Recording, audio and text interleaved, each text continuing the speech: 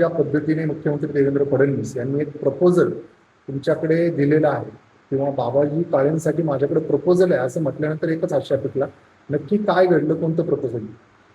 मुळात मी कालपासून पाहतोय प्रत्येक प्रसार माध्यमावर ही चर्चा चालू आहे आणि लोकांचे सुद्धा मला फोन येतात. परंतु मी प्रथमतः आदरणीय CM साहेब आणि DCM सुनेत्रा वहिनी यांचे दोघांचे आभार मानतो की काल आणि आज दोघंही आमच्या खेड तालुक्यात, आंबेगाव तालुक्यात आणि भीमाशंकर मंदिराच्या परिसर विकास आराखड्यात जी कामं चालू आहेत त्याचा आढावा घेण्यासाठी, सूचना देण्यासाठी आणि नवीन प्रस्ताव काय असतील तर द्या म्हणून सांगण्यासाठी भेटण्यासाठी आले होते. त्यावेळेस आदरणीय वळसे पाटील साहेब काल होते, महेशदादा आमदार होते, मी होतो आणि त्यावेळेस त्यांनी प्रपोजलच्या बाबतीत जे बोलले तर ते वळसे पाटील साहेब जेव्हा गाडीने पलीकडून मंदिराकडे गेले, आम्ही पायऱ्यांनी चालत होतो, त्यावेळेस ते म्हटले की तुमच्याकडून जी नाराजी आहे ती कोणत्या बाबतीत आहे? म्हटलं रस्ते आणि आमच्या लोकांना, आदिवासी भागाला त्या ठिकाणी रोजगार मिळावा एवढंच.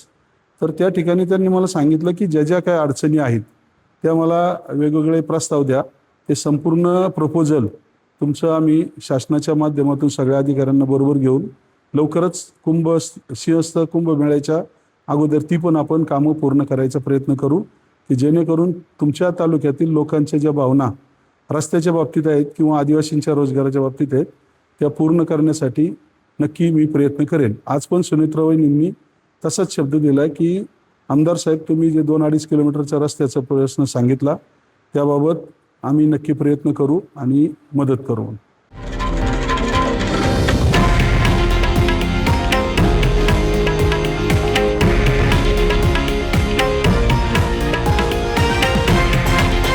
हे आहे देशातील नंबर 1 न्यूज नेटवर्क आणि आपण पाहत आहात TV9 मराठी, एकमेव.